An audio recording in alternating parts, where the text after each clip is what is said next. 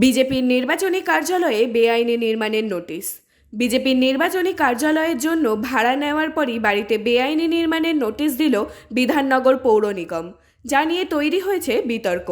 বিধাননগর পৌর নিগম গতকাল বিকেলে বেআইনি নির্মাণ ঘোষণা করে নোটিশ পাঠিয়ে দিল FD 180 নম্বর বাড়িতে।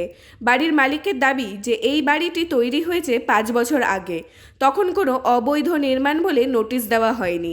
7 দিন আগে এই বাড়িটি অস্থায়ী রূপে বারাসাত লোকসভা কেন্দ্রের বিজেপির নির্বাচনী কার্যালয়ের জন্য ভাড়া নেওয়া হয়েছিল। তারপরে এই নোটিশ স্বাভাবিকভাবে প্রতিহিংসা বলে দাবি করেছেন বাড়ির মালিক চন্দ্রমোহন সরকার।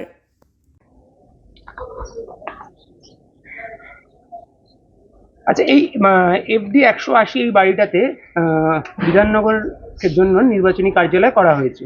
তো তারপরে দেখা গেছে যে বিধাননগর কর্পোরেশন থেকে একটা নোটিশই বাড়িতে দেওয়া হয়েছে যে বেশ কিছু পোর্শন ইল্লিগাল রয়েছে, সেগুলোকে ভেঙে ফেলার জন্য 7 দিন সময় দেওয়া হয়েছে। তো এই পুরো বিষয়টা নিয়ে আপনারা কি জানেন বা কি বলবেন? কিচ্ছু বলার নেই। সারা পশ্চিমবঙ্গ জুড়ে তৃণমূলের যে কর্মকাণ্ড, তারই এটা একটা অংশ। ভারতীয় জনতা পার্টির নির্বাচনী কার্যালয় করেছে, এটা তো ওদের পছন্দ হচ্ছে না।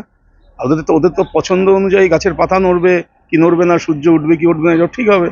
ইল্লিগাল সারা সল্টলেকে 100টার মধ্যে 90টা ইল্লিগাল। আর যে সমস্ত আমাদের পার্টির লোকরা যে সমস্ত ইল্লিগাল বাড়ি নিয়ে দিনের পর দিন মামলা করেছে, কেস করেছে, তাদের সুপ্রিম কোর্টের অর্ডার হয়েছে, হাইকোর্টের অর্ডার হয়েছে, তা সত্ত্বেও তো তাদের তখন ঘুম ভাঙছে না। তারা সেগুলো ভাঙতে যাচ্ছে না, ভাঙতে পারছেও না। জলা বুঝিয়ে বাড়ি হচ্ছে আমাদের সল্টলেকের মধ্যে, সেগুলো চোখে পড়ছে না।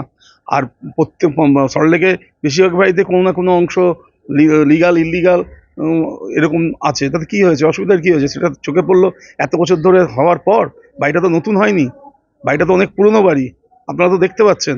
তারপরে এগুলো হওয়া মানে বোঝেন না, এটা রাজনৈতিক প্রতিহিংসা, যেটা তৃণমূল কংগ্রেসের অঙ্গ। এটা চিরকাল বিরোধী দলকে তারা প্রতিহিংসা হয়ে করেছে। এখন তো গার্ডেন রিচের ঘটনার পরে আমাদের এখানে চতুর্দিকেই এইসব খবরাখবর হচ্ছে। এরকম আজকে কাকতলীয়ভাবে FD 180-তে নোটিশটা হয়েছে।